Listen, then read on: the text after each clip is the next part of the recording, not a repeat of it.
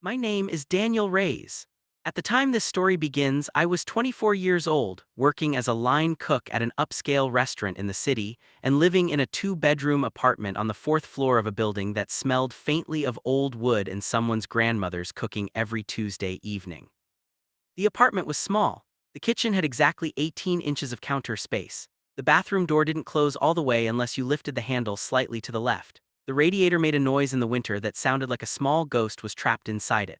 The windows in the living room faced east, which meant the morning light came in at an angle that was either beautiful or blinding depending on your mood. I loved it completely. I loved it because of who I shared it with. Ethan Cole had been my roommate for 3 years. He was 26, 2 years older than me, and he worked as a freelance graphic designer, which meant his schedule was a beautiful chaos of deadline crunches and slow creative mornings, and the occasional panic spiral at 2 in the afternoon when a client changed their mind about everything. He drank too much coffee. He left his shoes in the exact wrong place almost every single day. He had a habit of starting sentences and then abandoning them halfway through when a better thought occurred to him, leaving you to piece together what he'd originally intended to say. He was, without any question, my favorite person on earth. I'm going to tell you something now that I need you to understand fully before we go any further, because everything else in this story depends on it. I was in love with him. I had been in love with him for approximately 6 months before the story begins, though I suspect the seeds of it had been planted much earlier than that, in the slow and quiet accumulation of 1,000 ordinary moments. His laugh, the way he always had an opinion about film scores but would never admit he cried at movies, the patient, careful way he listened when you were telling him something that mattered. The fact that he had once stayed up until 3 in the morning helping me practice French cooking terms for a skills evaluation at work, doing the worst French accent either of us had ever heard, until I was laughing so hard I couldn't breathe. I was in love with him, and I was absolutely, completely, 100% certain that I would never say so. Not because I was ashamed of it. I had known I was gay since I was 16, had been out to my family and friends since 18, had never once felt the need to hide who I was. That wasn't the issue. The issue was simpler and more complicated than that. The issue was that Ethan was my best friend, my actual irreplaceable load-bearing best friend, the kind of person whose absence from your life you can't even fully imagine because they're woven too deeply into the fabric of your days. And Ethan had dated women for as long as I'd known him. Not many and not seriously, but still, there was no indication, no signal, no moment that had ever suggested he felt anything other than deep platonic love for me. And even setting aside all of that, I could not risk what we had. I simply could not. Losing it would be like losing a limb. Worse, you can learn to live without a limb. I wasn't sure I could learn to live without him. So I had done what I considered to be an extremely mature and responsible thing. I had said nothing. I had told no one. I had built a wall around those feelings and maintained it with diligence, and on most days, on the vast majority of ordinary Tuesdays and Wednesdays and Saturday mornings, it worked perfectly well. On the night this story begins, I was 24, exhausted, in pain, and operating on exactly 4 hours of sleep. The wall was about to develop its first crack. I pushed open the apartment door at 9:47 p.m. My body felt like something that had been assembled incorrectly. My lower back had moved past aching into something that felt more like a structural complaint, as though the bones themselves were lodged in protest. My feet were blistered inside my work shoes. My left hand had 2 burn marks from a hot oil splatter during a private event service we'd been running since 6. My head was a dull, pressurized weight behind my eyes. The apartment was warm and smelled like the candle Ethan burned sometimes in the evenings, cedar, and something faintly sweet, amber maybe, the kind of scent that means home in a way that has nothing to do with the candle itself.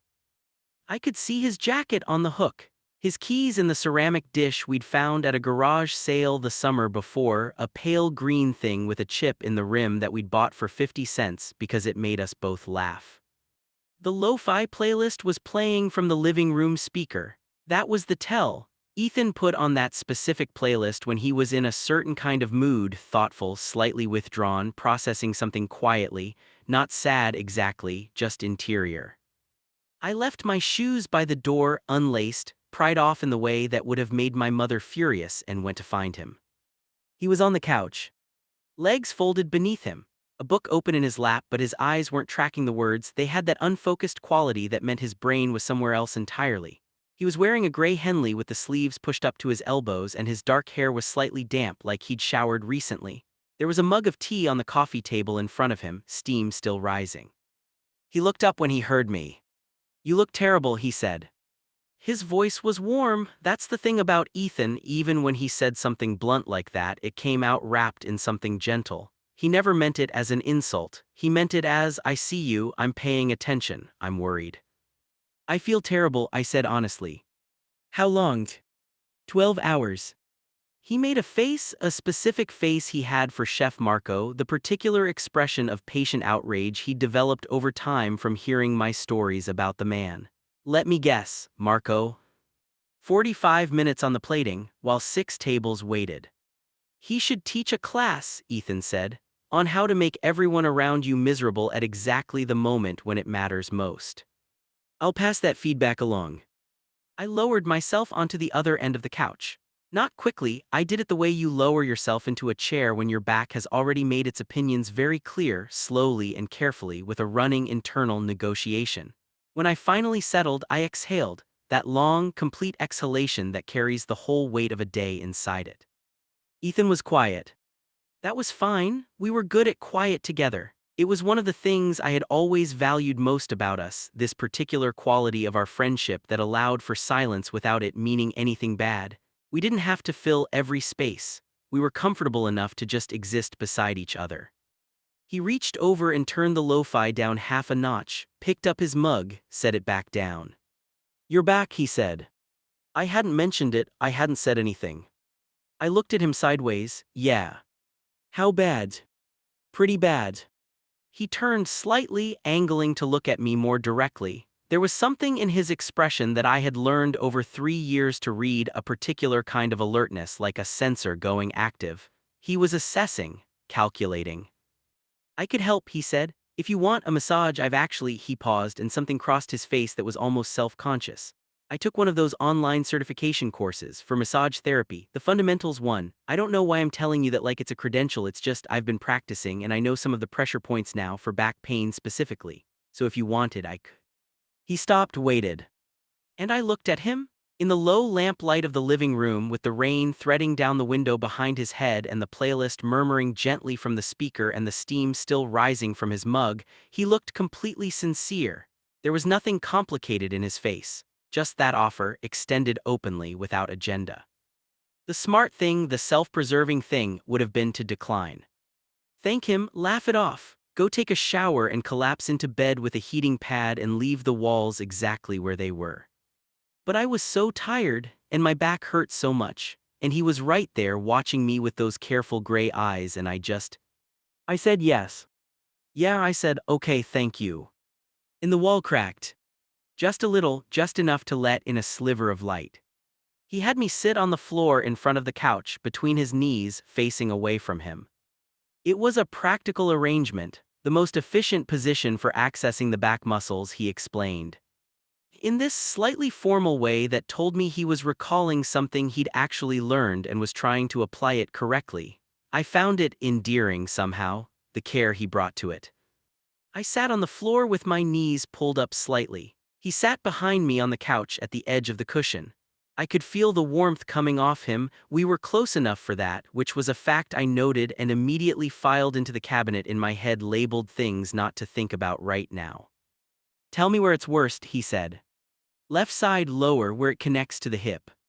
He put his hands on my shoulders first, just rested them there.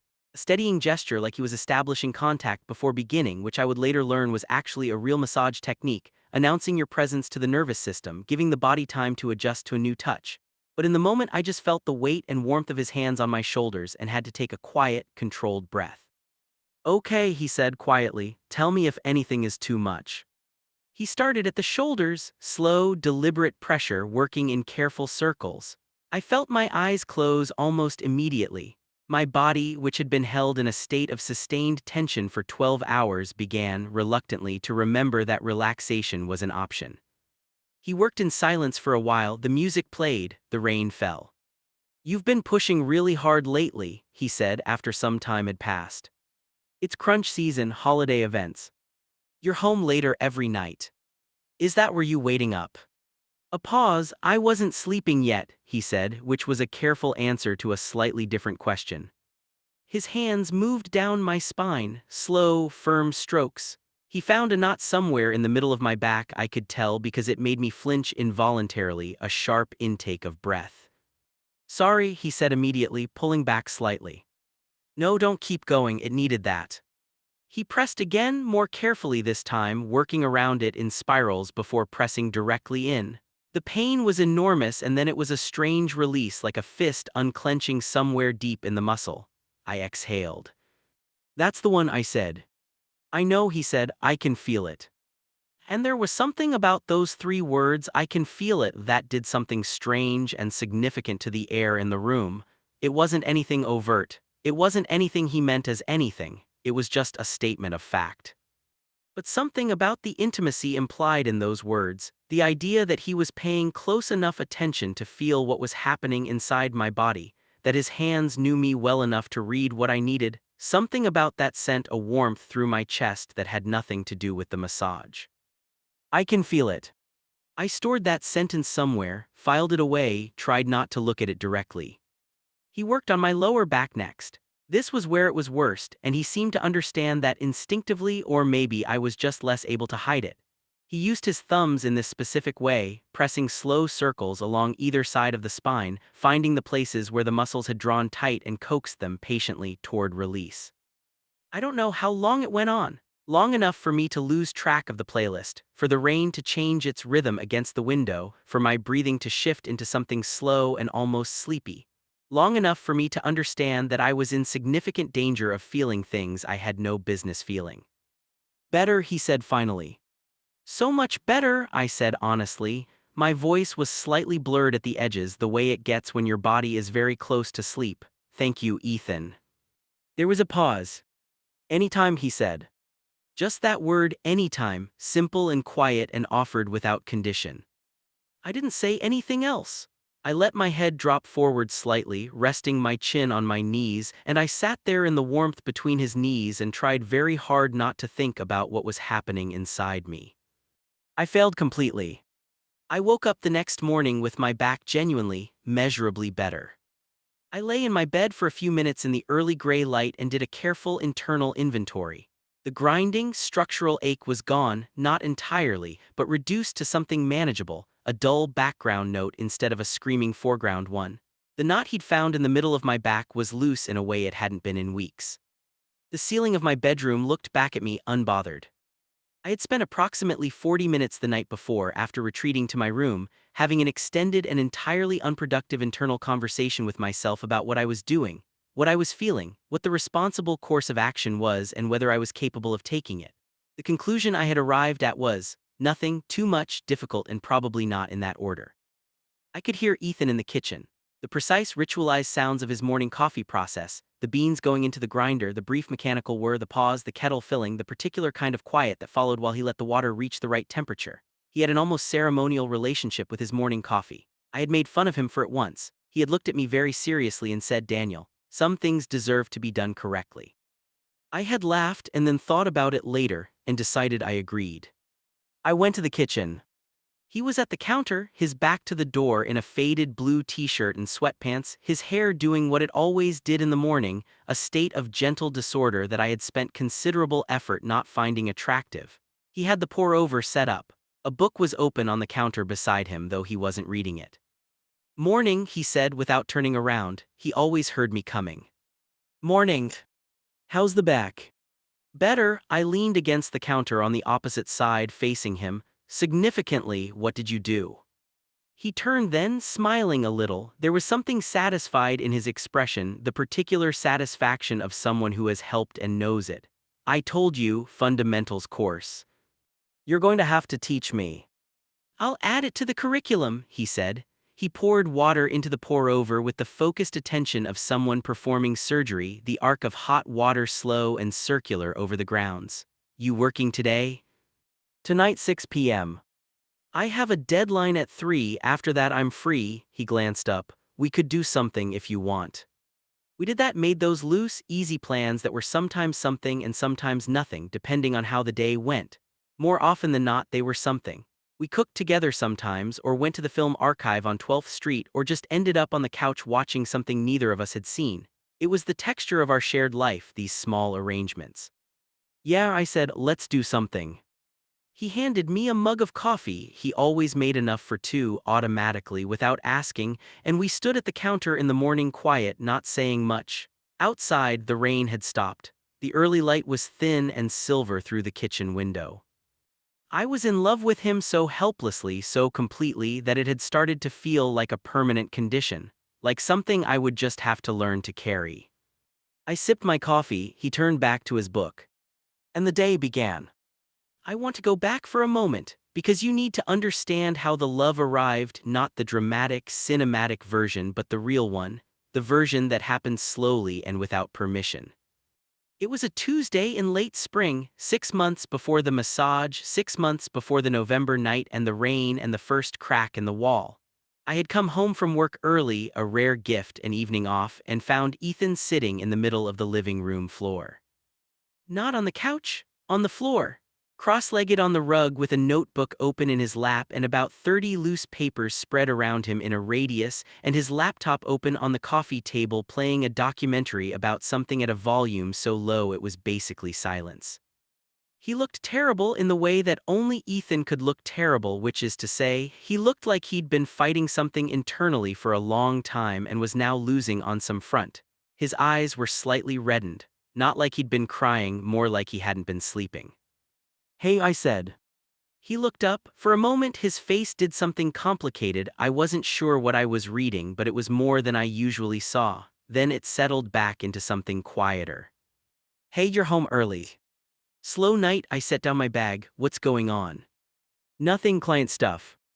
I looked at the papers on the floor. They were, at first glance, design work, the kind of brand identity spreads he usually had going.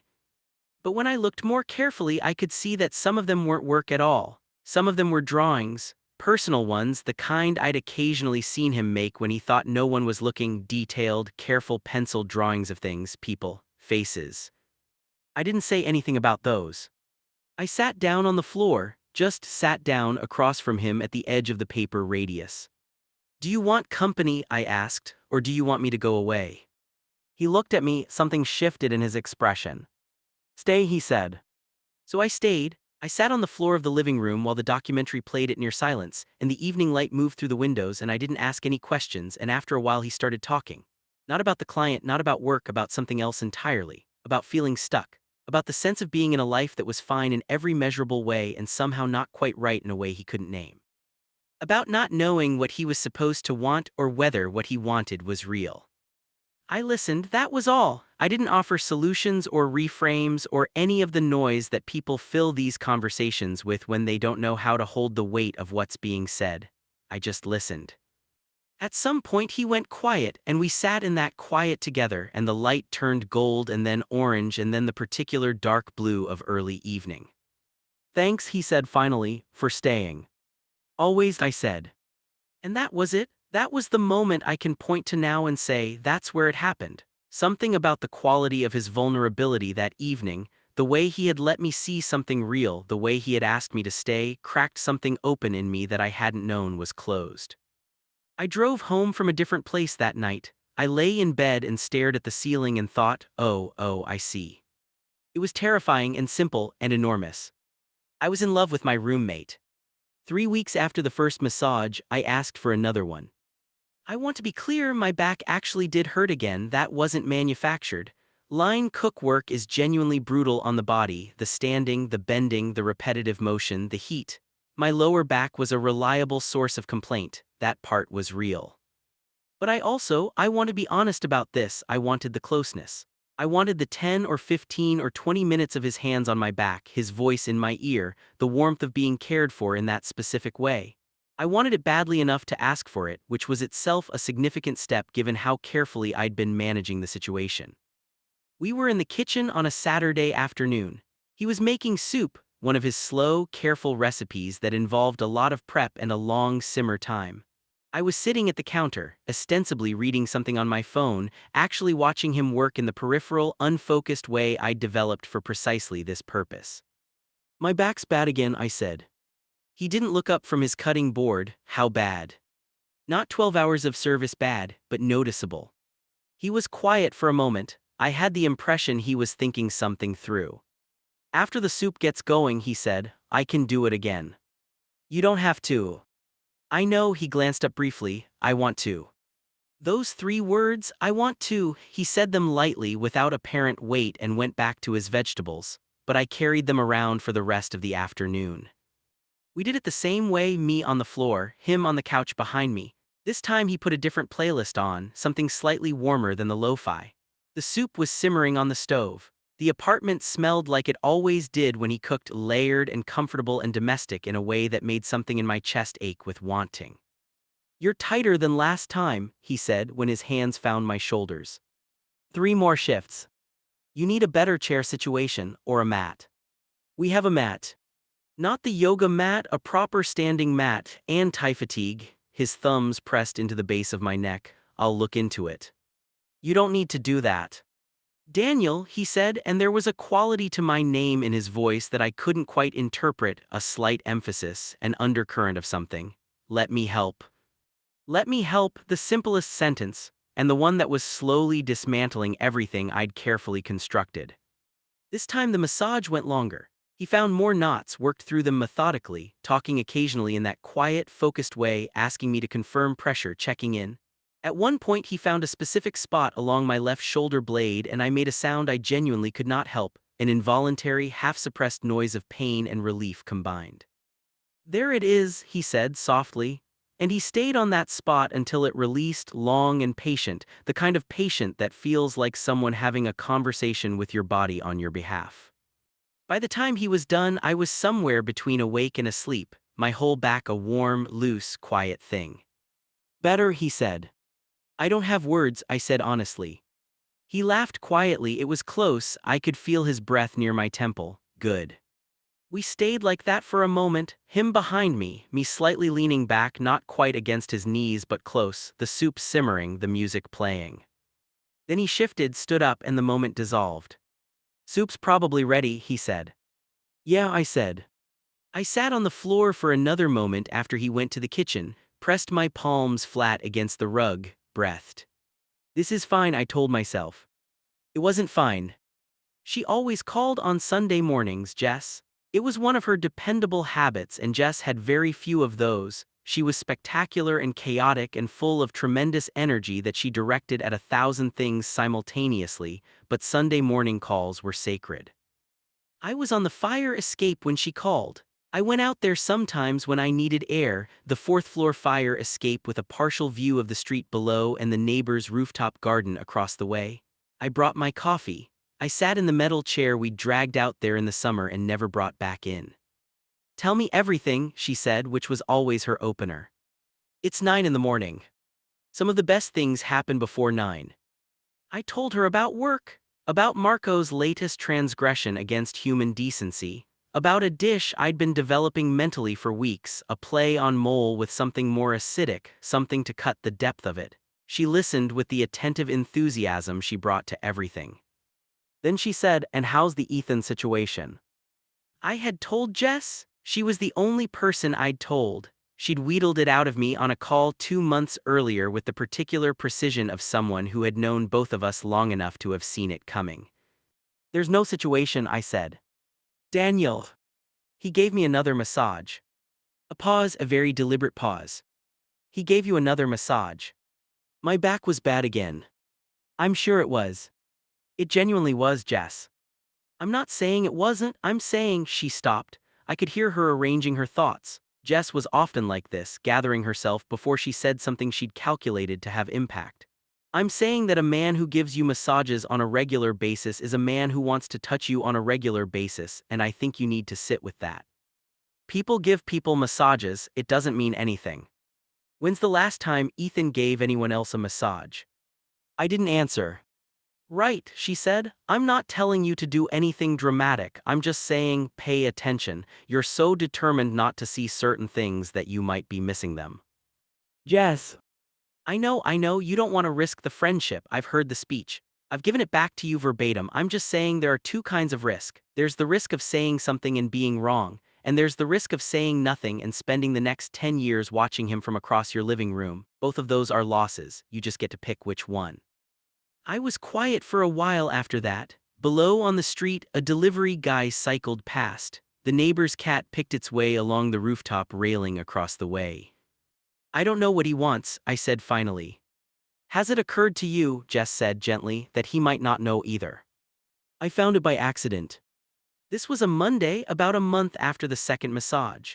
Ethan was out, a meeting with a client, the first in-person one he'd had in a while, which he'd been mildly anxious about in the specific way he got anxious about things, not panicky, just quieter than usual, a particular quality of careful in his movements. I was in the living room. I had knocked his sketchbook off the coffee table, reaching for the remote. It fell open. I picked it up without thinking and saw. The page it had fallen to was a drawing, pencil. Detailed in that careful way he had, the kind of drawing that took time and attention. I wasn't a stranger to the fact that Ethan drew. He was a designer by profession and he had always sketched, filled notebooks, used drawing as a kind of thinking. I'd seen his work before. But this drawing was different. This drawing was of me. I recognized myself immediately, even though the angle was one I'd never seen. It was from slightly above and to the left, the way he'd see me if he were sitting where he usually sat on the couch while I was at the far end reading. I was looking down at something, a book maybe, my profile softened by whatever light source he'd interpreted into the rendering. He'd caught the slope of my shoulders the way they were when I was relaxed, and the way my hair fell, and the angle of my jaw. He had drawn me reading. He had drawn it carefully.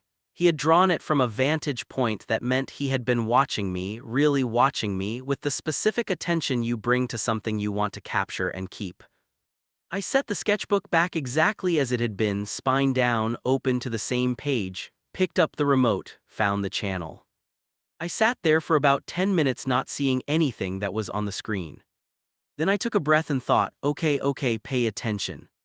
He came home from his meeting in the early evening in a better mood than he'd left. The meeting had apparently gone well, the client was reasonable and had liked the direction he was taking. There was good energy around the project. I could tell all of this before he said any of it because of how he walked through the door, the looseness in his shoulders, the quality of how he dropped his bag. He told me about it over dinner. We took turns cooking on the nights we were both home, a loose arrangement that had evolved naturally, while I listened and asked questions and watched his face move through the story. He had expressive hands when he was talking about something he cared about. He didn't seem to know that. It was one of those things he was probably unaware of about himself, the way people always are about the things that make them most themselves. We cleaned up together, he washed, I dried, another evolved arrangement, comfortable as breathing. And then we were in the kitchen with the dishes done and the counters wiped down and nowhere in particular we needed to be, and I thought, now, say something now. I didn't. I watched him hang the dish towel, I watched him pour a glass of water, I watched him lean against the counter and look out the window at the evening city. Good day, he said to the window. Yeah, I said, good day. He nodded, still looking out. The silence was comfortable and I hated it for that, hated that our silences were so comfortable because it made it so easy to stay in them. Easy to let the moment pass. Easy to say good night and go to my room and lie there thinking about a drawing in a sketchbook and what it meant and whether I was brave enough to find out. Night, Daniel, he said. Night, Ethan. I went to my room. I was not brave enough, not yet. Our friend group had a holiday party every year in December. It was Nadia's party, Nadia Osei, who was a force of nature in a red dress, and who hosted things the way generals plan campaigns, with thoroughness and certainty and an eye for every detail. Her apartment was bigger than ours and warmer, and always filled with exactly the right number of people, the kind of crowd where you knew 3/4 of the people in the remaining quarter were interesting enough that you were glad to meet them. Ethan and I went together. We always went together to things, that was just how it was. We lived together, we moved through the world in pairs when occasion called for it, and nobody thought anything of it because we had been doing it long enough that it was simply a fact about us. The party was good, the apartment was strung with lights and Nadia's playlists were, as always, perfect. I talked to people I hadn't seen in months. I had a glass of wine, then another, then switched to water because I'd eaten too late and didn't want to make poor decisions. Ethan was across the room for most of the first hour. I could track him without trying, which is its own kind of problem. He was talking to someone I didn't know, a woman with red hair and an animated laugh, and they seemed to be having a very good conversation. I watched them for approximately 30 seconds and then made myself stop. Later in the evening, we ended up in the same knot of people: Nadia, a few mutual friends, the red-haired woman whose name turned out to be Clara. She was a photographer. She was interesting and funny and clearly interested in Ethan in the way that people get interested in Ethan when they first meet him, that gradual shift in attention as they begin to realize how much is going on behind the quiet. I was aware of myself being aware of this. I was aware of a specific sensation in my chest that I recognized as jealousy and refused to fully acknowledge. At some point, the conversation split into smaller threads and I found myself next to Ethan, both of us standing slightly apart from the main group, the way we often did at parties, our version of taking a breath. "Having fun," he said. "Yeah, you." Me. He looked at the room. Clara's interesting. She photographs old buildings, structural stuff, not for the architecture, for what's happened in them, the marks that time leaves. "That's a great project," I said. My voice was even. "She is." He was quiet for a moment. "She's interesting," he said again, but the second time it sounded different, like he was testing the word, figuring out what it meant. I looked at him sidelong. His face was thoughtful in the specific way it got when he was working something out. "You should talk to her more," I said. The sentence cost me something, but I said it because I was his friend before I was anything else. He looked at me, something crossed his face, quickly there and gone. "Maybe," he said. He didn't, though. He came and found me an hour later and said he was ready to leave when I was, and we said our goodbyes to Nadia and walked home together through the cold December streets, and he didn't mention Clara again. I didn't ask. We both went home for the holidays. Ethan to Vermont, me to my parents' house in New Jersey. We'd done this every year since we'd been roommates. It was just what December's last week looked like. I hadn't realized until I was gone how accustomed I had become to his presence. Not just his company, his presence. The ambient fact of him. The sound of him in the kitchen in the morning, the light under his door when he was working late, the specific weight his existence gave to the shared space. Without it, the apartment felt different in a way I noticed every time I came home for the holidays, but had never let myself name directly. I missed him. That was the simple fact of it. I missed him in a way that told me everything I needed to know about how deep this had gone. My mother noticed. She was perceptive in the particular way of mothers who have been paying attention to you since before you could form sentences, and she had a talent for watching my face and reading it in ways I found occasionally alarming. On Christmas Eve, we were in the kitchen together. She was rolling dough for a kind of cookie we made every year. I was supposed to be helping but was mostly sitting at the counter being, apparently, obviously present in a way she found significant. "You're somewhere else," she said, not accusatory, just observational. "Sorry, long year." "Long year," she repeated. She pressed the cutter into the dough. "Is it someone?" "The maternal gift for precision, Mom." "I'm not prying, I'm asking because you look," she considered. "You look like someone who's figured something out and hasn't decided what to do about it." I was quiet. "It's complicated," I said finally. Complicated usually means you know more than you're saying, especially to yourself. I thought about the drawing, about any time, about I can feel it, about the way he always made enough coffee for two automatically without asking. "I don't want to lose what we have," I said, "if I'm wrong." She put down the cutter, looked at me directly. My mother had the particular quality of maternal love that doesn't offer easy comfort. She'd always preferred honesty. "And if you're right," she said. I didn't have an answer for that. I turned the question over in the days between Christmas and New Year's, in the quiet of my childhood bedroom, in walks through the neighborhood that was familiar and strange at the same time. The way home always is when you've been away long enough. "And if you're right." Ethan texted me on New Year's Eve. "Happy New Year when it gets to you, hope it's a good one, year of things changing for the better, I think." I read it 6 times. Year of things changing for the better. I typed back, "Same to you, see you soon." And then, in the space where I'd deleted what I'd actually wanted to say, "I think you might be right about the changes part." It was the 3rd week of January when everything became impossible to ignore. It had been building, the feeling of pressure, of something contained that had been pressing against its walls for long enough that the walls were beginning to flex. I was tired of the space between knowing and not saying. I was tired of the drawing I'd seen and not mentioned. I was tired of his anytime and his let me help and the way he made coffee for two without thinking. I was also extremely tired of my back. We were both in the apartment on a Sunday, a slow and gray January Sunday, the kind of day that invites no ambition. He was working on something. I could hear the occasional click of his keyboard from behind his door, the specific rhythm that meant focused work going well. I had been reading and cleaning and convincing myself that I was fine. At some point in the afternoon, he appeared in the doorway of the living room. "You're packing," he said. I hadn't realized I was. "Sorry. You don't have to apologize. What's going on?" "Nothing, back's bothering me." He studied me for a moment. There was something in his eyes, not quite what I'd seen before, something more alert. "Come here," he said.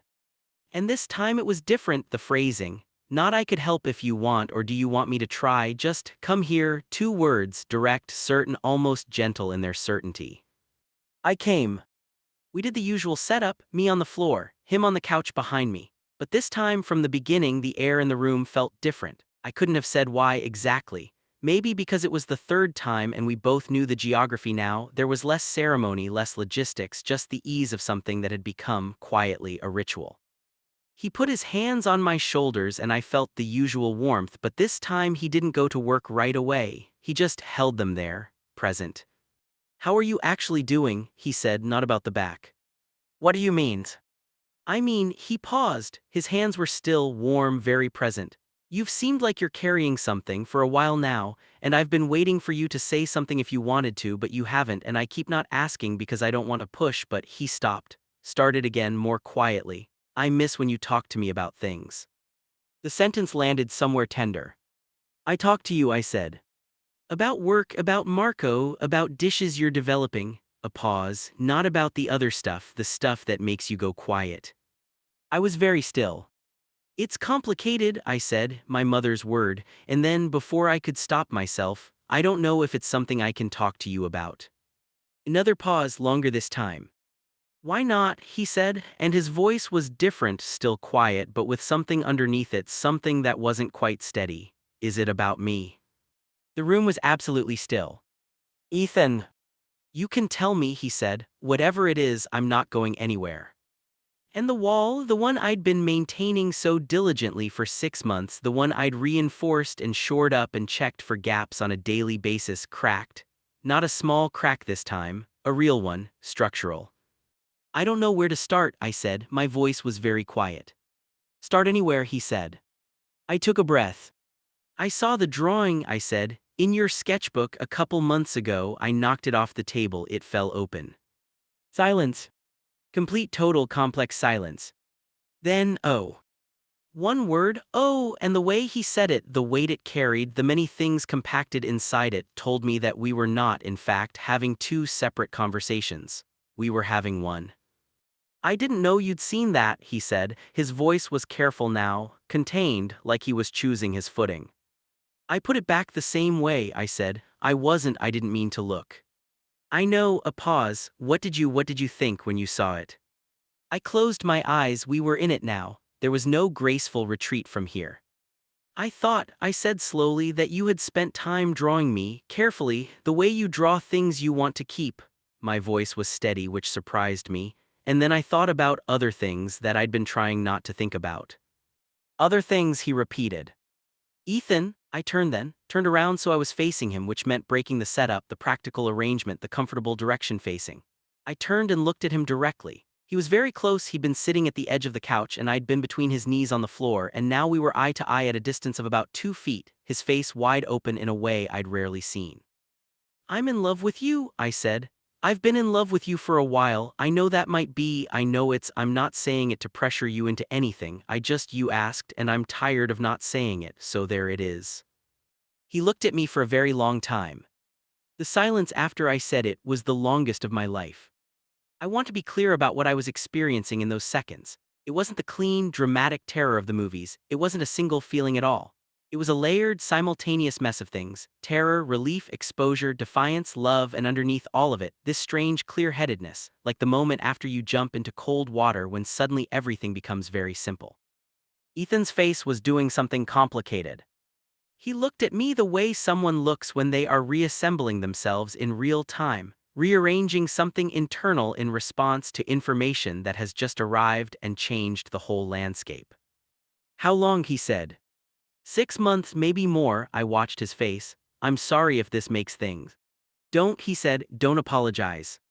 He stood up from the couch. I thought for one spiked, terrible moment that he was going to leave, walk away, put distance between us, buy himself time by relocating. But he didn't leave. He sat down on the floor, across from me the way I'd sat across from him on that Tuesday in late spring. Cross-legged on the rug, 3 feet between us, his face serious and open and more present than I'd seen it in months. I drew you, he said slowly, because I kept thinking about you. When you weren't in the room, I'd be working, trying to focus on something else, and I'd think about the way you look when you're reading, or cooking, or telling a story you're really into, the way your whole face changes. He paused. I thought if I drew it, I'd get it out of my head. Did it work? No, he said, obviously not. My heart was doing something I would not be able to describe accurately. I don't have the language you have for this, he said then, and there was a quality in his voice I hadn't heard before, something raw and slightly young, like he was touching something that had been unexplored for a long time. I haven't let myself think clearly about. He stopped. I've dated women, I thought that was just the shape of things for me. And then you happened, and it's been like. He pressed his hands flat on his knees, steadied himself. I didn't know if I was allowed to feel what I was feeling toward you. I kept telling myself it was just friendship, very intense friendship. The kind of friendship where you draw the person, where you learn massage to help them feel better, where you wait up when they're on late shifts. He looked at me, which I know in hindsight is a lot of evidence, I said. A remarkable amount of evidence, he agreed quietly. We were quiet for a moment. The January light was pale and thin through the windows. The radiator ticked. I started carefully. Are you telling me something right now, or are you still figuring it out? He looked at me for a long, searching moment. I'm telling you, he said, that I don't want you to be in love with me from a distance anymore. I'm telling you that I think I've been doing the same thing from my side with less honest labeling. He took a breath. I'm telling you that I'm scared, and also that I think if I don't do something about this right now, in this moment, I will regret it for the rest of my life. The 3 feet between us felt enormous and also nothing. What do you want to do about it? I said.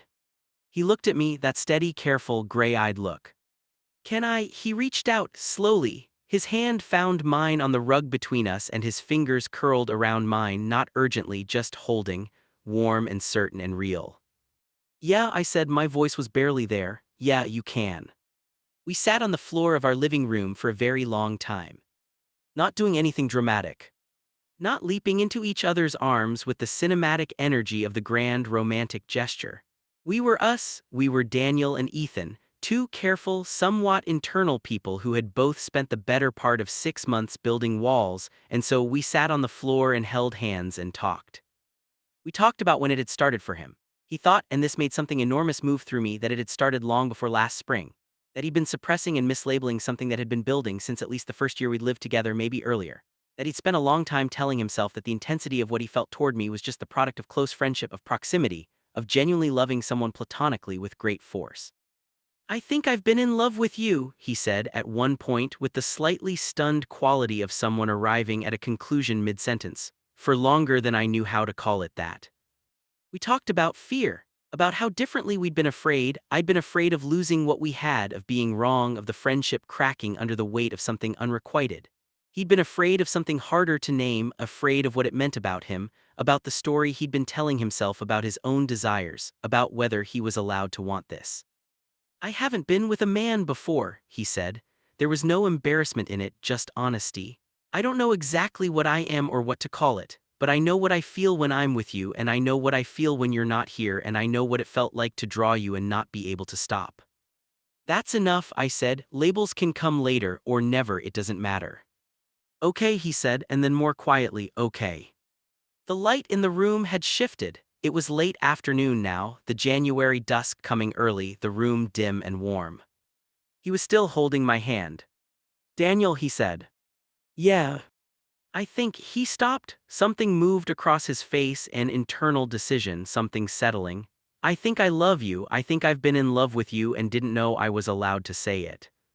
The sentence landed in me like something returning to its rightful place. You're allowed, I said.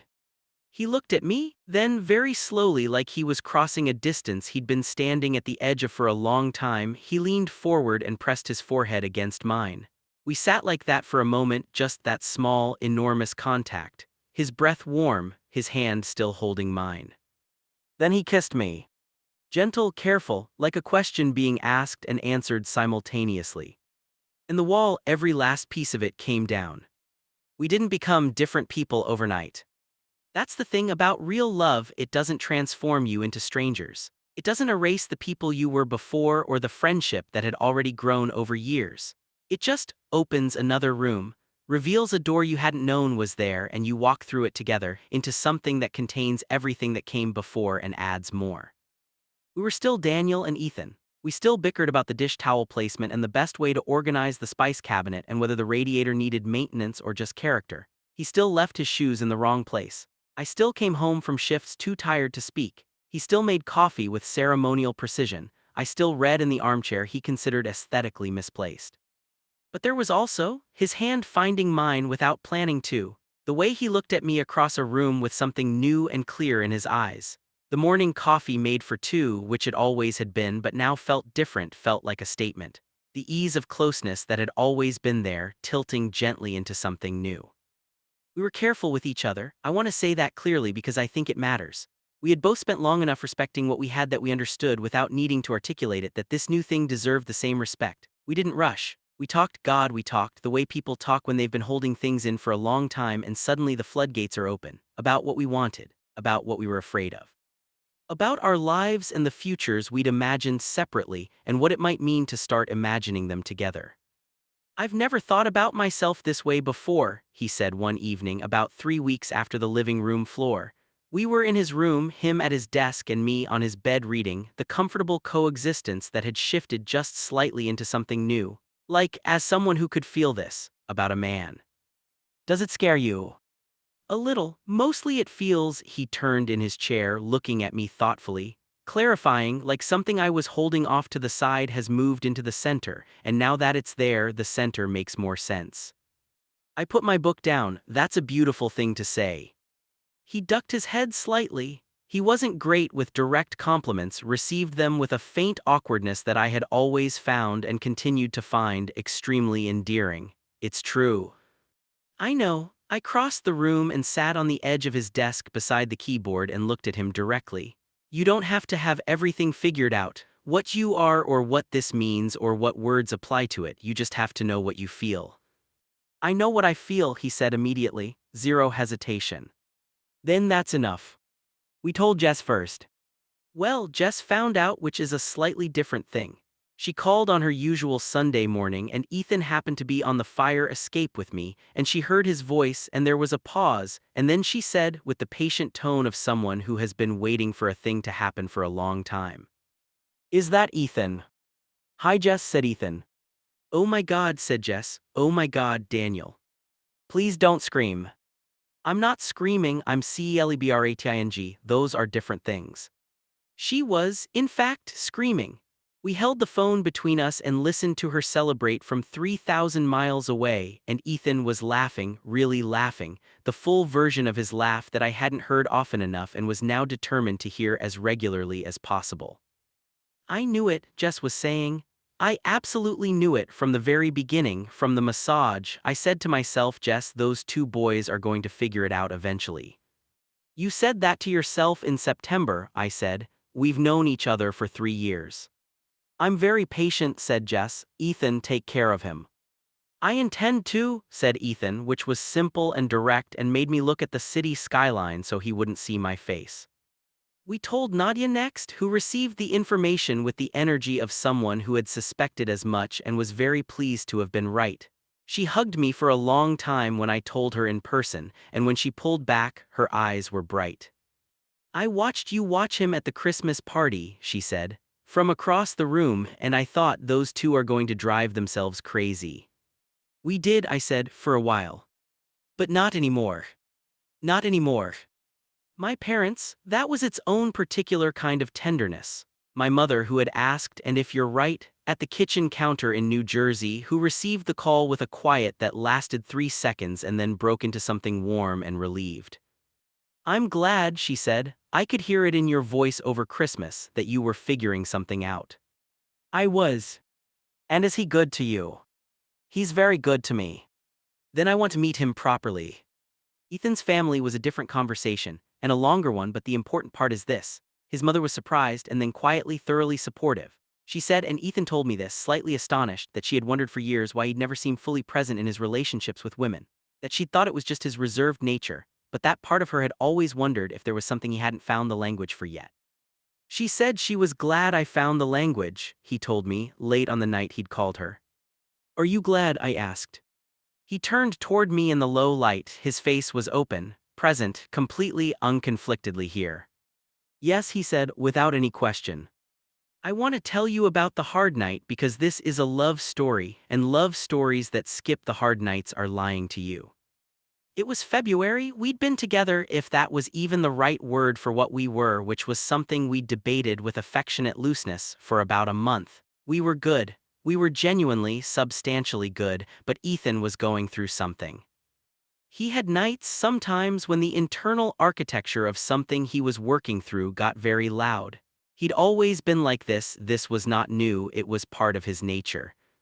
The same interiority that made him careful and perceptive also sometimes turned inward on him. But this was different because now it was wrapped up in the new territory of us, in the process of integrating something that was changing the way he understood himself. He had a bad night in February, not a crisis, I want to be clear, nothing acute. Just a night when the processing got heavy, when he was quiet in a way that had edges to it, when something about how he held himself said that the volume inside his head was turned up. I found him in the kitchen at midnight, a glass of water in his hand, staring at nothing. Hey, I said. He looked up, his eyes were tired. Sorry, he said, didn't mean to wake you.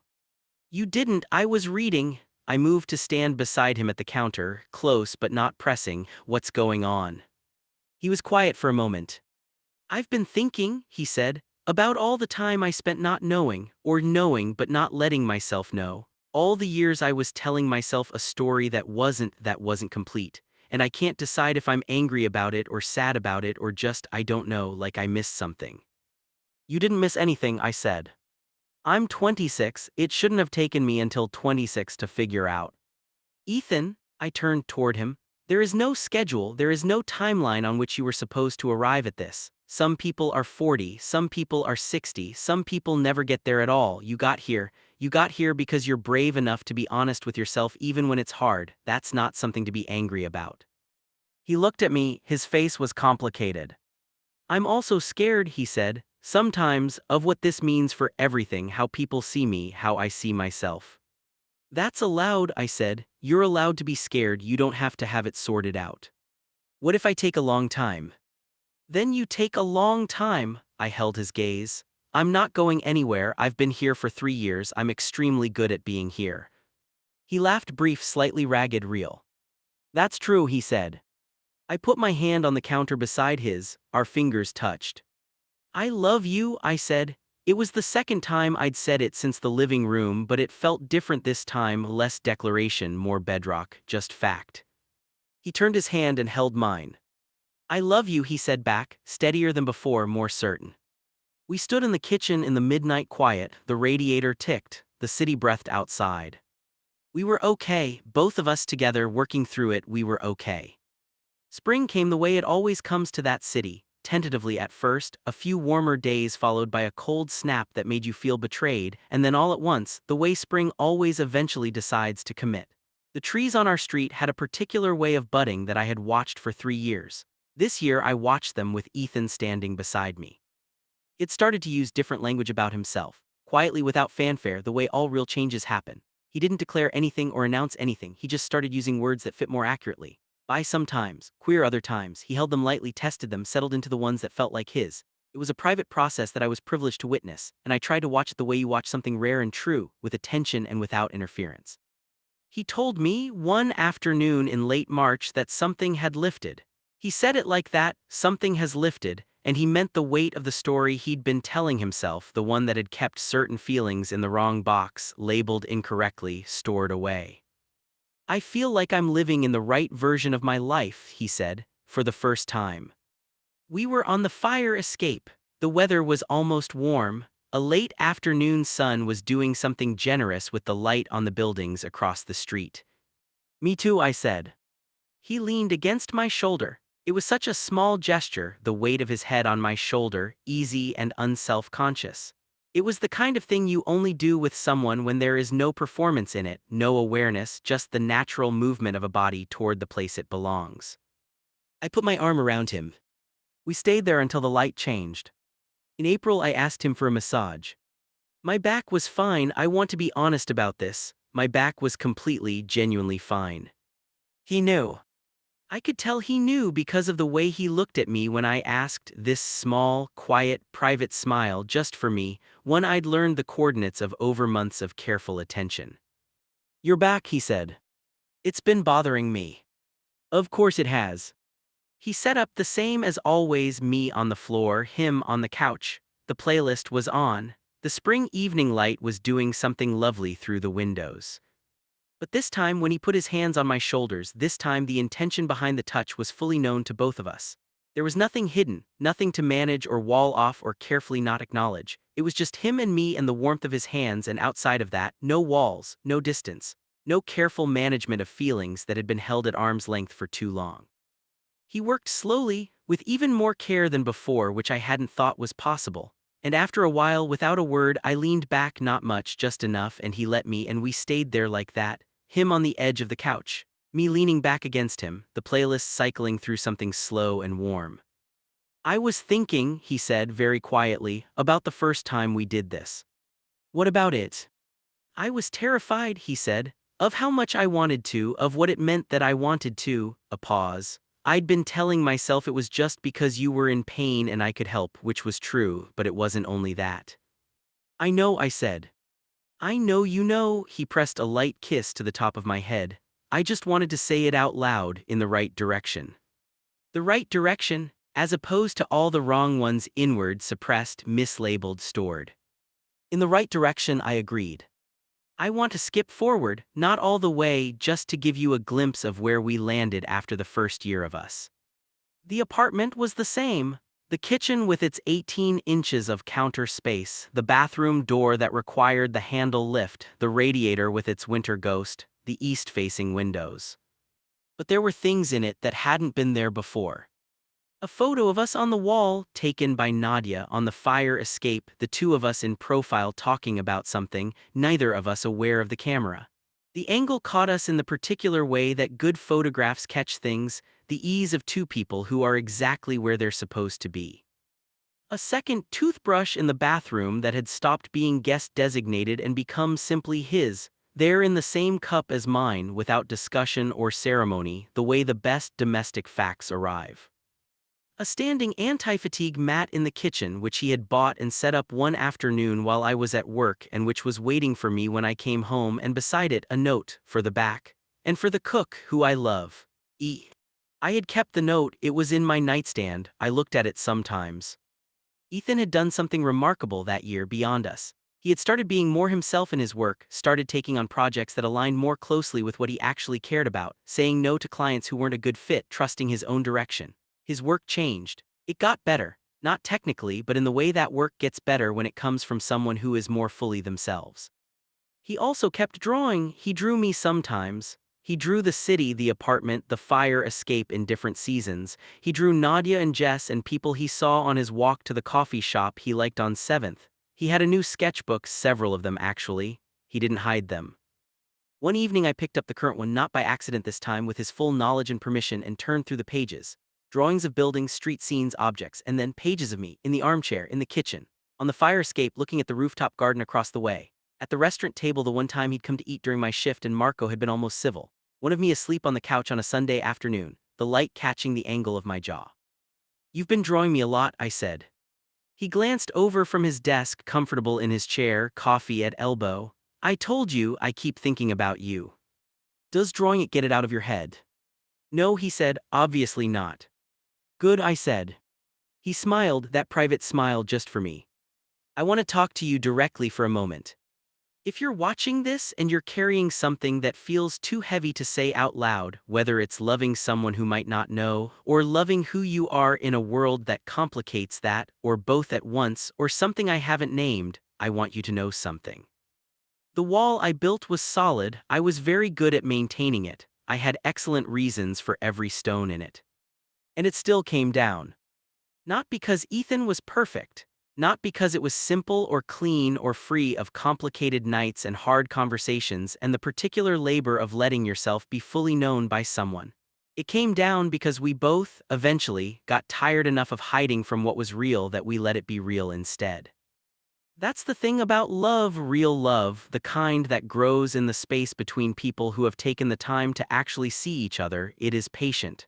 It will wait, but it asks, eventually, that you stop pretending it isn't there.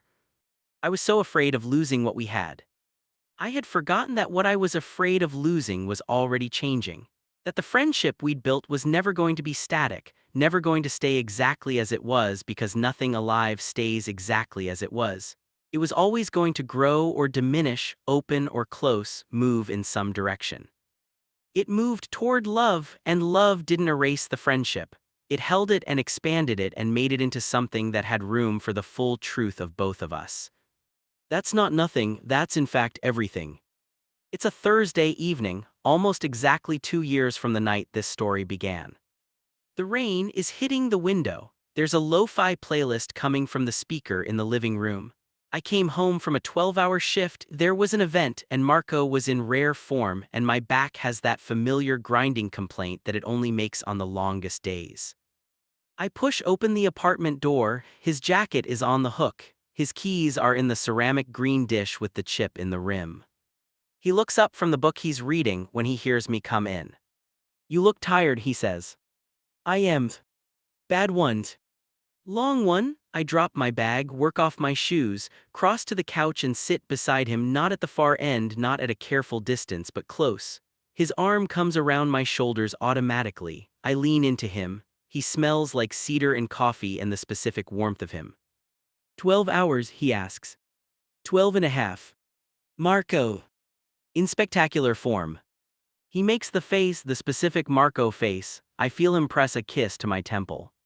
"I'll make the thing you like for dinner," he says. "The pasta, sit here for a while first."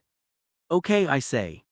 So I sit, in the warmth of him, in the sound of the rain and the music, in our apartment with its 18 inches of counter space and its radiator ghost and its east-facing windows.